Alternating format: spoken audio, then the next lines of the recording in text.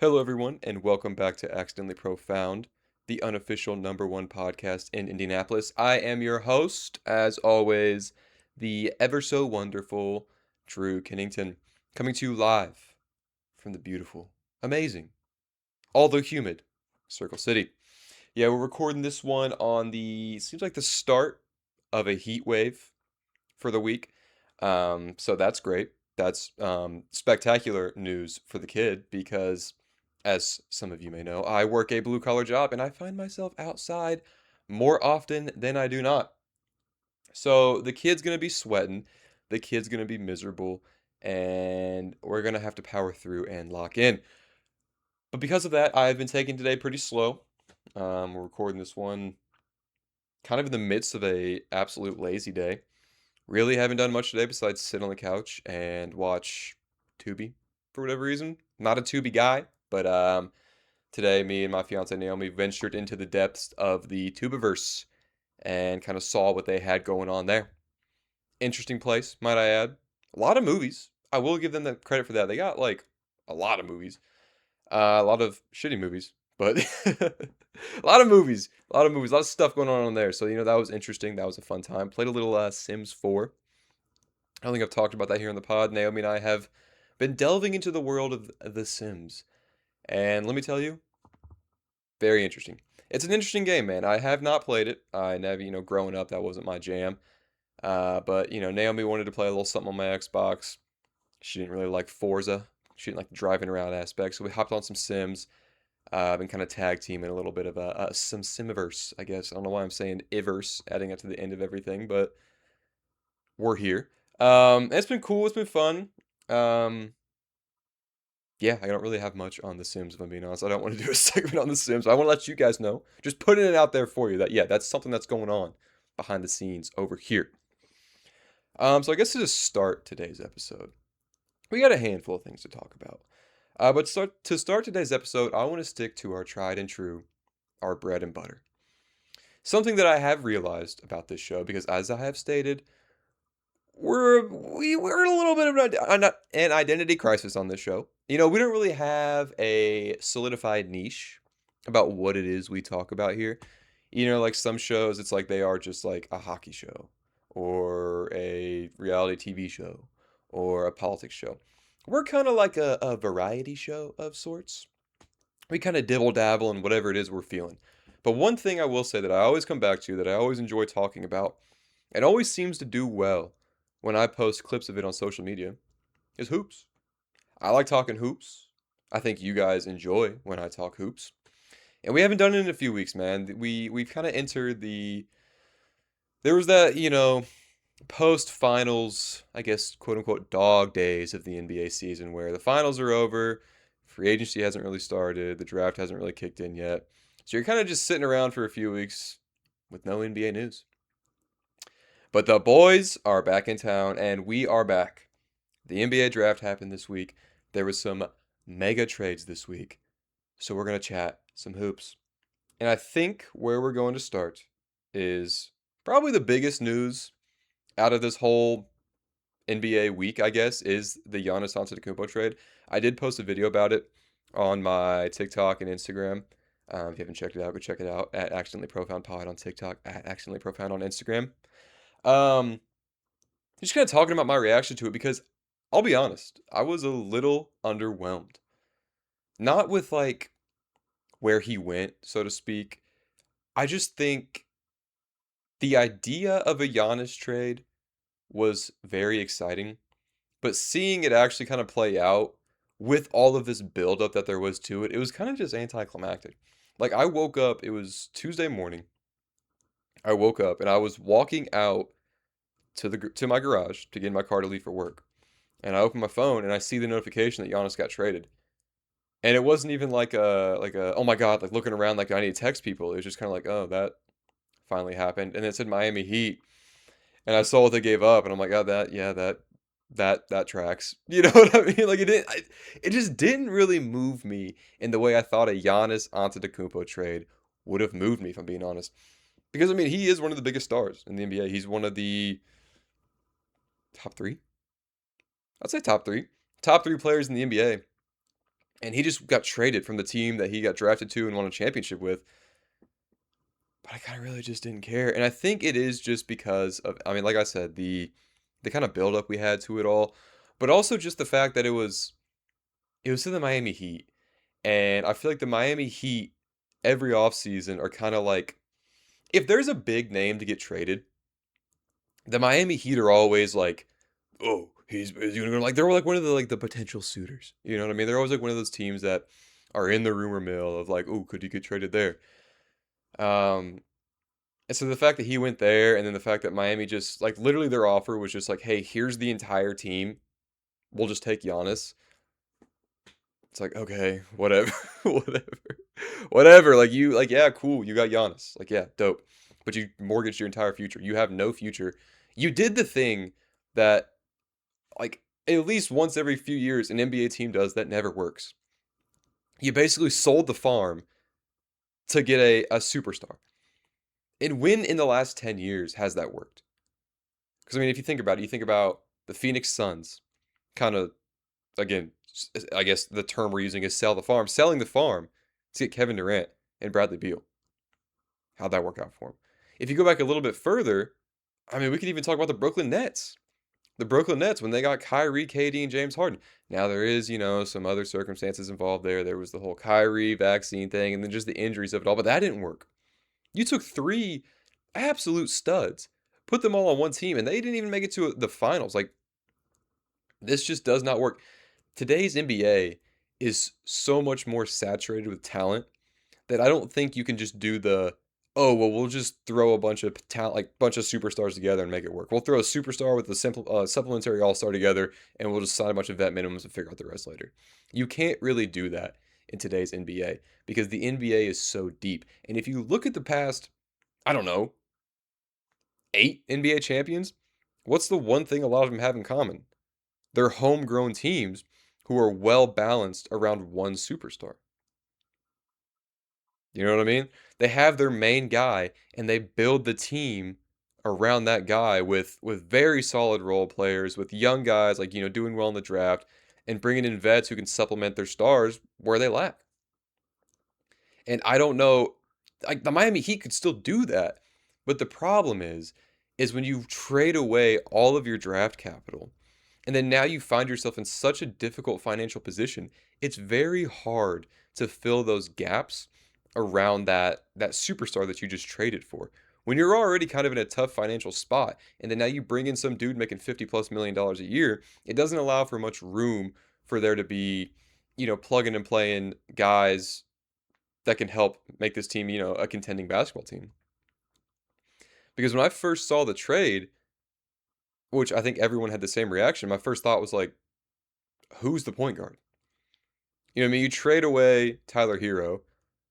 I don't know how often Jaime Jaquez. I feel like Jaime Jaquez brought the ball up a little bit for the Miami Heat. So you trade away Jaime Jaquez. You know what I mean? Who's the facilitator? Because it's cool. Don't get me wrong, it's cool. Bam and Giannis are going to be an insane front court. But like, who's who's giving him the ball? Who's making the plays? Who's facilitating? Who's running that offense? Davion Mitchell. No disrespect to him, he's good, but like, is he an elite playmaker? No. I mean, we literally just saw in Milwaukee with Miles Turner how having an elite playmaker can raise your level so high that you look valuable, and then you go somewhere where the playmaking is drastically different, and now all of a sudden, you know what I mean, you're not the same player you were. The Milwaukee Bucks sucked last year.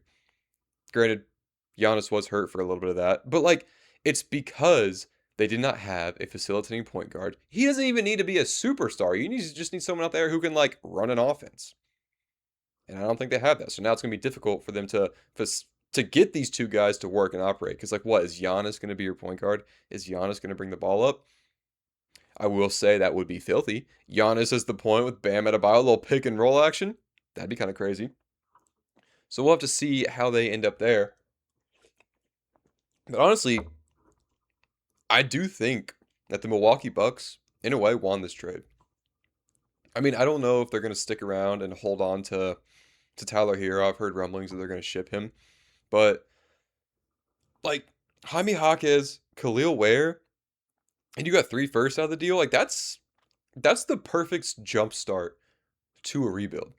Especially if you're able to flip Tyler Hero, which I think they should be able to, for either more young talent or even just more draft capital. You could do basically what the Oklahoma City Thunder did when they traded away Paul George. You trade away your superstar to a team that thinks they're on the verge of a championship. You get a treasure trove of picks, a treasure trove of young talent, and then you flip that talent you got into more young talent and more picks. And then now look at them. They've built this insane team. They have all this draft capital.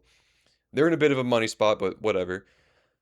So I think if the Milwaukee Bucks play their cards right, they could, I don't know, it'd probably be about 5 years until they're competitive. But they could be competitive, man. They could really be a competitive team, and I'll be interested to see what it is they do with this newfound collection of assets they have on their hands.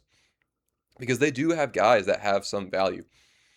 Like I talk a lot of shit about Miles Turner on this podcast because I'm an Indiana Pacers fan.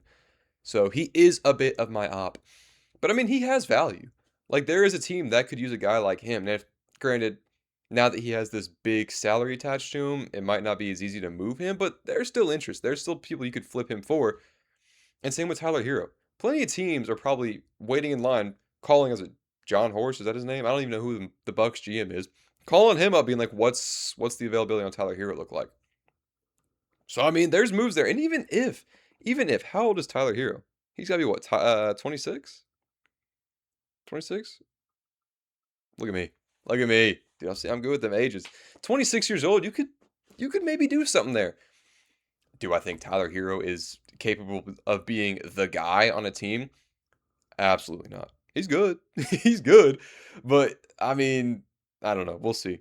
We'll see what Milwaukee does. So I guess shout out the Bucks for finally breaking up with their toxic girlfriend and moving on from Giannis. It was a great run. I mean, they drafted him, and when he was looking like a twig, and he developed into, like I said, like one of probably the best players in NBA. Like, is he top 10? Is Giannis Antetokounmpo top 10 in NBA history? Do I want to go through a list of players and see? Should I do that? Okay, we'll just spitball for a little bit. We'll see if we get there. So obviously we're gonna go. We'll do top five, no particular order. Obviously, in my opinion, LeBron, Michael, Kobe. I'd probably say Shaq.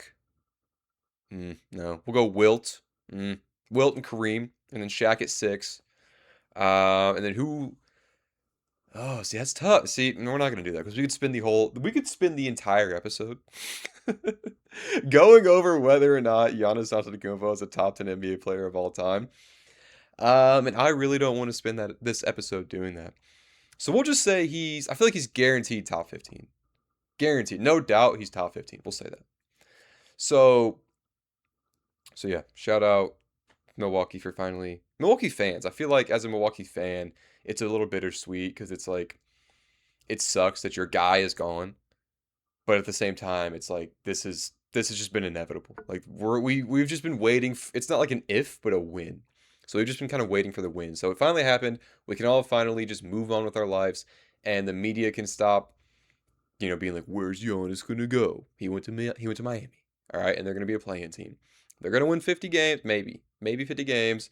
They're probably not gonna be that much of a threat in the East. Respectfully, I'm just being honest. I'm being real with you guys. They're not gonna be that good. So they did their thing. I was speaking of teams in the East that seem to be shaking things up. What is exactly going on in Charlotte? At the end of last season, they were one of the best teams in the NBA, like statistically wise. They had I think it was like one of the top three best records after the All-Star break. They were hot coming into the NBA playoffs and the play-in. They looked exciting. I spoke about it on this show that I drank the Charlotte Hornets Kool-Aid and that I was thinking that they were going to take the Pistons to 7 if they made it to the first round of the playoffs. So I kind of just thought they were going to run it back. I thought they proved to themselves and the fan base that what they have going on will work. They just needed time to put it together. But now coming into this up, they're blowing it up. They blew the whole thing up. They traded away LaMelo Ball. They traded away Miles Bridges. And now, I mean, you look at their starting lineup now. I mean, like Kobe White, Con Canuple. I don't even know how to say his name, but the Diabate guy. I'm disrespecting him by calling him just his last name Guy, but he's a bucket. And then you got Nas Reed from the LaMelo trade. But I mean, honestly, I feel like that's not as competitive as a lineup as what they had last year. I mean, I also forgot Brandon Miller, which maybe that's the piece I'm missing. I'm not that tapped into Charlotte basketball, so I don't really know like the vision they're going for here. Is Brandon Miller that nice? Is he the guy?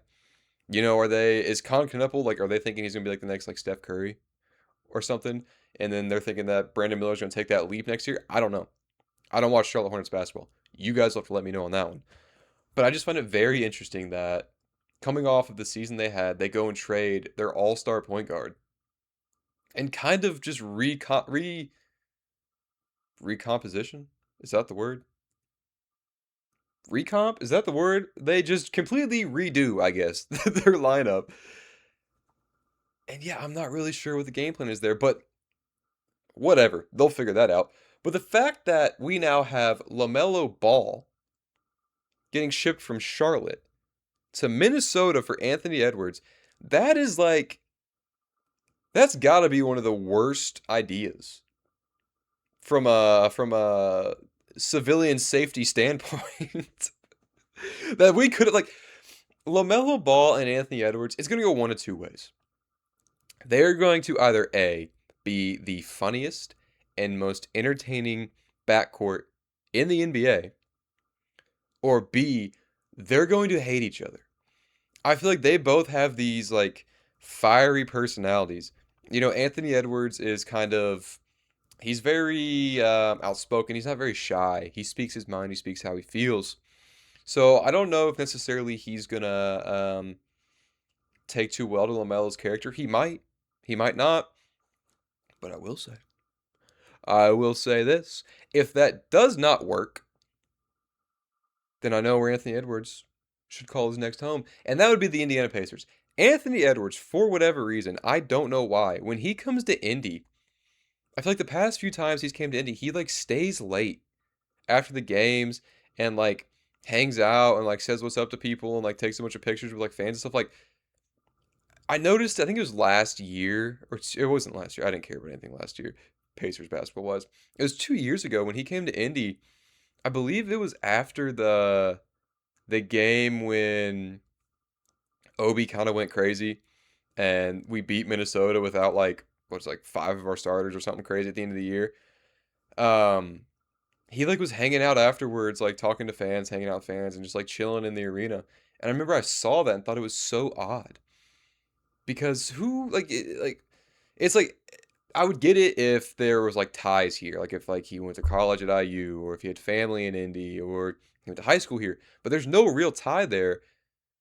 So it makes me just wonder, like, does he vibe with Indy? Him and Tyrese, they were on Team USA together. Did they click? Are they cool?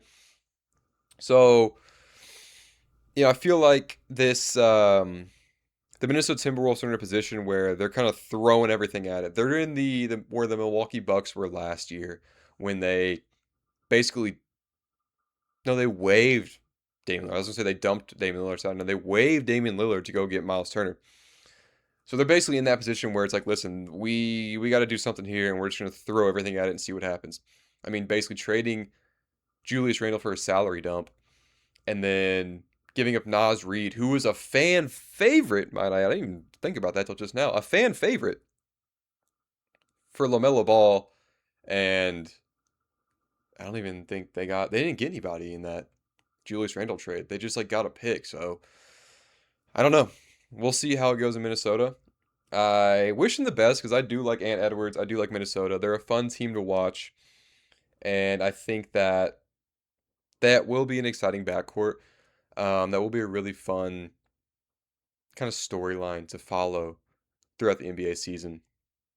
Which that's the thing about the NBA is you don't even need to be like if you don't have a team, the NBA is a league that you could just like follow from a distance. You don't even need to watch every game. You don't even need to be too in the know about really much about it. You can just kind of watch it from a distance and follow like certain storylines and just see how they play out, and that's how you interact with the league. Because one thing about the NBA, it is so the presence of the NBA on social media is probably the best out of any professional sports league.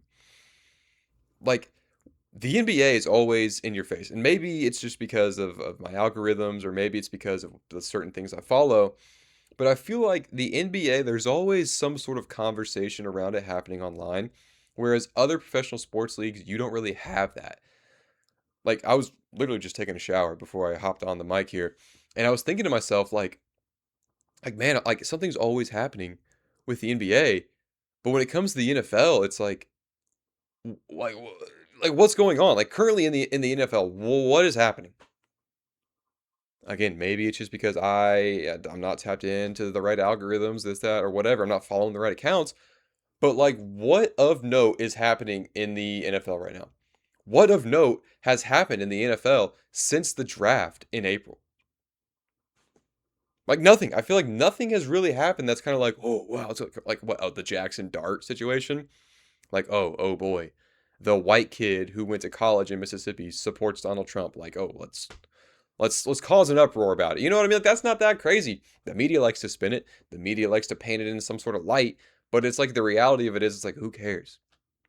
It's like even when it comes to trades and like free agent rumors in the NFL, it's not as crazy, it's not as dramatic as I feel like it is in the NBA. Because the NBA, you only got 15 guys on the roster, right? So you trade one guy, that's that's pretty crazy. That's like oof. Percentages off the top of my head. What is what is 100 divided by 15? That's 6.5% of your roster traded in one guy, you know what I mean? Whereas in the NFL, you got 53 dudes on that roster. 22 starters. You got more starters. Actually, you got more than that if we take into account special teams. You got like 30 starters. You got more starters than they have in the entire team of an NBA lineup. So when trades or free agency moves happen, it's not as crazy. It doesn't move the needle as much, unless it is that like big name superstar. Like the Miles Garrett trade was kind of crazy because he is like one of the best defensive players in the NFL, if not the best. But it's like if you got like your starting linebacker got traded, it's like kind of like yeah, that's sucks. Like Zaire Franklin for the Colts, he left and went to Green Bay, which is cool, crazy for the Packers, but like with there being so many rounds in the NFL draft and so many players, it's like that spot will get filled. Somebody will come in and fill that spot, so it's not as crazy. But if you lose your starting power forward, I mean, look at the Pacers. They lost Miles Turner, their starting center, and it was like this huge, like, oh, what are they gonna do? Like they're gonna suck, blah blah blah. Like you lose one player on an NBA team, and it's drastic. Whereas you lose a player on the NFL, unless it's your starting quarterback. Rest in peace, Andrew Luck. He didn't die, but he might as well have. Then like you really, it's not that crazy. Like even skill positions like running backs and wide receivers, they can move the needle a little bit, but it's not like game changing or team changing moves as like it would be in the NBA. So I'm not really sure how we went on that tangent or where we kind of were trying to go from there. Um, oh, I was talking about we're just gonna just keep going here. So, speaking of the NBA draft and the trades that have gone on, my Indiana Pacers made a move. We made a move. We didn't have any draft picks, so I wasn't really expecting much from this upcoming draft. But we did go and get a player. We did make a move, and we have a new addition to our roster. And that would be Braden Smith has joined the Indiana Pacers. And honestly, I don't mind it. I'm not a big Purdue guy. I didn't really expect us to go out and get him because I didn't he like decline a workout with the Indiana Pacers, which in hindsight kind of makes sense considering we don't have a draft pick. So it's like, why would you work out for us if we don't have a draft pick? But maybe there was something more there. I don't know. I didn't look into it because I really didn't care. But then coming into the draft, I saw rumors that we were gonna make a play for Braden Smith.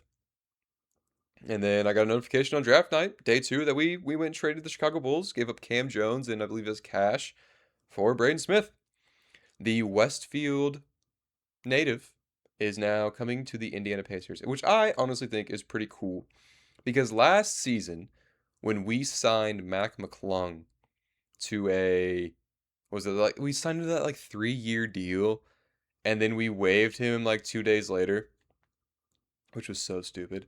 But I was excited because one of our premier talents that we have on this team, one of the big draws I feel like of the Indiana Pacers is TJ McConnell. He's this scrappy, not super tall, not super athletic white boy, but he just goes out there and he gets after it.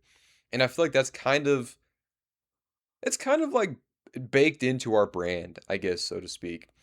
And every team, they need a little scrappy white guy. It's a think of like Alex Caruso, Peyton Pritchard. These guys, a little scrappy white guy in your roster can be fun. The fans like him, um, things like that. So when we signed Mac McClung, I thought he was going to be TJ McConnell's protege. And then when TJ McConnell eventually got old and moved on, Mac McClung would be the new scrappy white guy. Well, I was wrong because, like I stated 30 seconds ago, we cut him like a week later. So I was like, well, that was whatever. Moving on. But then we went out and we got Braden Smith in the draft. And I feel like the fire has been lit again. Not only does it bring excitement to the team because he is an Indiana native. And I always think that's so cool when dudes like from their hometown like get to play for their hometown teams. I think that's so sick. But also, he's a scrappy white guy who can pass the ball. That is TJ McConnell to a T. So we got TJ McConnell Jr. basically, and we got the goat of scrappy whites to come in and mentor this guy, teach him the ways of the scrappy short white guy, and basically get us another version of TJ McConnell. So it's a very exciting prospect. It's a very exciting endeavor that the Pacers will be embarking on next season with the new double white lineup that we have coming off the bench. So I'm excited to see how that plays out. I hope he does well. It's a shame we had to give up Cam Jones. When I would go to Pacer games last season, don't really know why, but for whatever reason, he's always on the sideline. Like if you go to a Pacer game in person, I'm sure, or Bulls fans, if you go to a Bulls game next year, just watch Cam Jones throughout the game. Watch him on the bench. Every media timeout, every like in-game timeout, every like break-in play, he's just like doing stretches. He's like doing like high knees. He's like kind of running back and forth. He's just like always staying warm. He's always staying ready. And it's just so funny because like he does all that and then he plays like 2 minutes a game, which like, I'm not trying to disrespect Cam Jones in any way, but it is just kind of funny. But I do respect it because like, stay ready so you don't have to get ready, which is cool. So I will miss seeing that. I will add something I will add just real quick. A little bit of an alarming amount of white guys on the Indiana Pacers lineup right now. And I have this theory that if you have too many white guys on your roster and you're an NBA team, you're just not competitive. Because I don't think it's crazy, to say that the NBA is not a necessarily white man's sport. It's not a white man's league. So if you have too many white people on your lineup, not only are you going to have allegations on your head, and with the current Caitlin Clark thing happening, we don't need any more racist allegations on our head. But also it's just like, man, too many whites, like, how athletic are you really? How athletic is your team? You got a lot of white people. Because, I mean, we got with TJ, we got Braden Smith, we got Zubats, is Micah Potter still on the team? I don't know. I liked him. Hopefully he is. We got Jay Huff, and then we got Johnny Furphy. Granted, Johnny Furphy is athletic. But do we count? I don't think we should count non-American whites. Non-American whites don't count. There's black players, there's Europeans, and then there's American whites. Those like the three categories of players in the NBA. Which, I mean, shout out, I believe it's Kareem Lopez, first Mexican-born player drafted. Actually, I think he got drafted. I'm not really sure. But yeah, we're expanding. Memphis Grizzlies, yeah, he got drafted. Shout out him. There is like the Central and South American players, but I feel like the big three, it's black, European, and American whites. So although there are whites that come out of Europe, but they don't count. They like Nikola Jokic. When you look at Nikola Jokic, it's like he's not like a white guy. When I'm thinking like white guys, I'm thinking TJ McConnell. I'm thinking Peyton Pritchard, Alex Caruso. Those are white guys. So you gotta have a nice balance of the three, to really melt like mesh and have a good basketball team. But like you can have an overwhelming amount of the other two. You can have, you know, 15 black players on your team and you're gonna be you're gonna win a lot of basketball games. You can have 15 Europeans on your team and you're gonna be playing a lot of fundamental basketball. You know what I mean? You're probably gonna be pretty good. But if you had 15 whites, American whites, that's your roster. First off, again, yeah, you're probably getting racist allegations. But two, you're just not going to be good. Because like you're like a one-trick pony. All you can really do is shoot threes. That's like kind of like our bread and butter. Like even when you go play at the rec, if you go play at a rec, go to any like rec center and go play some pickup basketball. Not like outside, outdoors of the park. That doesn't really count. The vibe is different. If you go to a rec where people are actually trying and people are actually taking things serious, what is the white guy always doing? Cutting into the paint and doing like crazy Euro steps and hitting fadeaways is not the answer. He's standing in the corner with the other white guy on him, and he's just waiting to catch and shoot because that's just what we do. We catch the ball, we shoot the ball. We are white guys. So hopefully the Pacers figure it out, and hopefully, like I don't want to say we trim the fat, but I mean if we take out the European aspect of it, we got what?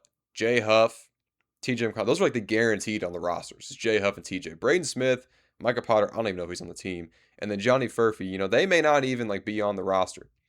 Johnny Furphy may be recovering from injuries. We don't know. So you know what? I take it back. I rescind my take. I rescind my beef. The Pacers are cool. They got just enough white guys. They got the perfect amount of white guys on the team. Oh man. So I kind of realized something about myself this week that I thought was a little funny. And it all kind of started because I like to observe my emotions. I like to kind of just observe how I handle certain situations, how I handle, just like my emotional state in either tough situations or just how things are.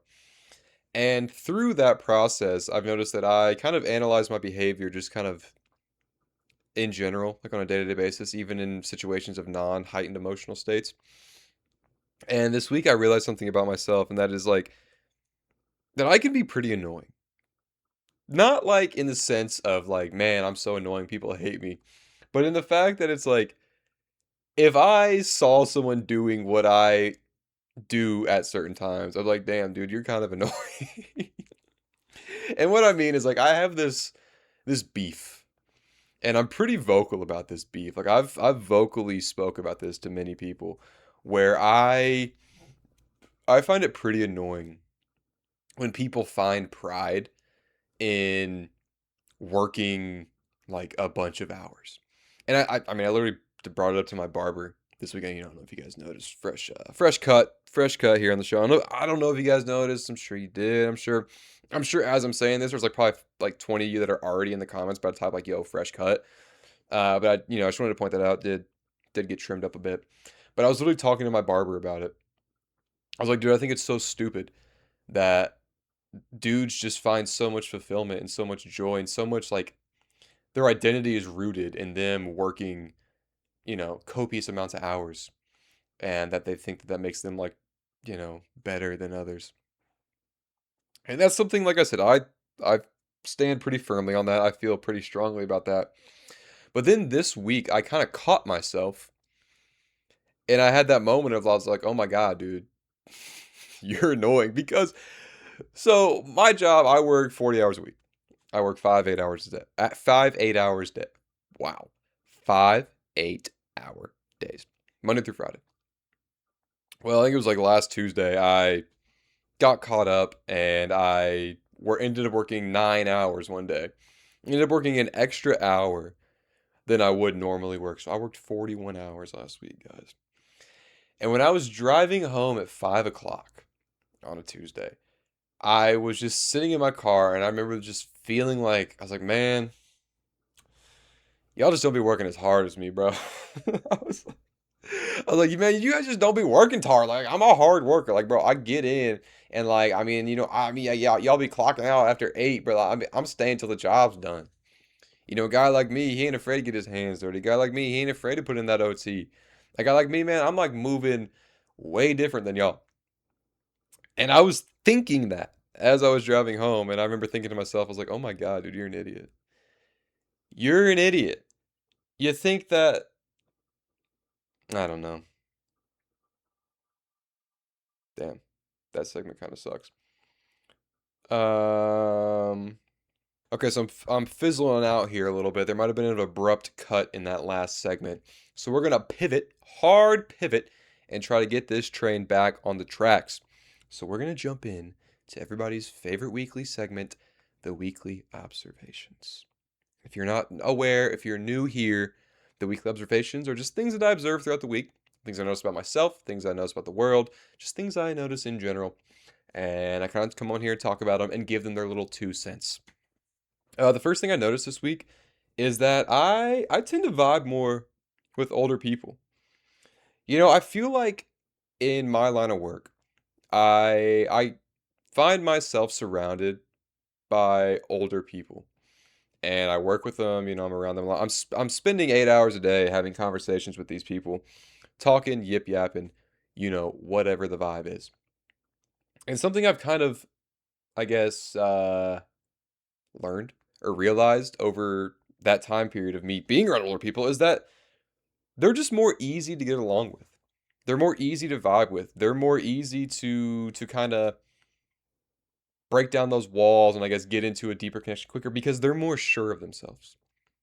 I feel like older people tend to kind of be like in a position where they know how they feel, but they're sure about themselves. They know how they feel about themselves and they like where they're at. Whereas younger people often, you find them putting up a front and it can be a little more difficult to kind of break down those walls and get to a I don't know place of like connection because something that I noticed a lot, and this may be just because of youth. I don't know if it's like a youth thing or I don't know if it's like a or like a social media more overarching this is a social problem thing. But I noticed that a lot of young people tend to they put up a front, they put up these walls, and they're almost afraid to be themselves. Whereas older people are not. Like older people, they don't care. They're unapologetically themselves. And like I said, I don't know if that's necessarily a age thing. Like you get to a certain point in your life where you're kind of just like, damn, I don't really care anymore, and you're kind of just you. Or if it is a new generation, um, what life is like on social media type thing, because that is kind of something we have noticed in our culture. There's a lot more of the younger people are afraid to be themselves or afraid to put themselves out there. Because, bro, you can get fucking roasted online. Everybody's afraid of either going viral for the wrong reasons or being recorded doing something dumb. And then somebody posts online and now, like, everyone sees it and you're like, oh, you're so stupid. And I feel like that fear kind of like seeps its way into day to day life. And I feel like that then infects social situations, at least new social situations. Because that's something that I've even experienced. Like when you first meet someone, you're not like off rip like you're like kind of like a shell of yourself. You're reserved. You don't really know how to navigate this person, whatever. And like I wonder, like I'm trying to say, it's like is that a you thing? Because when you meet old people, bro, I'm not even talking like super. I'm talking like 30, 40, like 50-year-old people. Like it just seems like you just like chop it up with them and off rip, they're just like themselves. They're just like, ah, blah, blah, blah, blah. It's like, oh, this is kind of refreshing. This is kind of cool. Whereas younger people, you just kind of, you got to break down the walls first. And I'm guilty of it. I mean, I find myself at times where it's like, man, I really got to like kind of get comfortable with someone first before I really let that inner version of myself, that real version of myself shine through. So I'm not sure if it is necessarily a young person thing or if maybe it is um, just the direction our culture is moving. So I guess I don't know. We'll keep an eye on that one. The next thing I have here is this past week on Friday, Fun Dinner Friday, might I add, which is, as some of you know, where me and Naomi, my fiance, go get whatever we want on Friday night, eat whatever we want, go get some takeout, whatever. We ended up getting Thai food, And I went to the Thai restaurant and I got bro, I'm struggling. I'm struggling here, bro. I'm just not feeling this. I'm just not feeling this whole episode, but I don't want to scrap the whole thing. What do we do, guys? I'm hitting a wall where I don't feel like this episode is going that well, and part of me just wants to scrap the entire thing. But I'm not gonna restart. 41 minutes deep. I'm not restarting. So is there a way for me to get the train back on the tracks, or should we just call it here and try to regroup and live to fight another day? Hmm. I think we will just call it.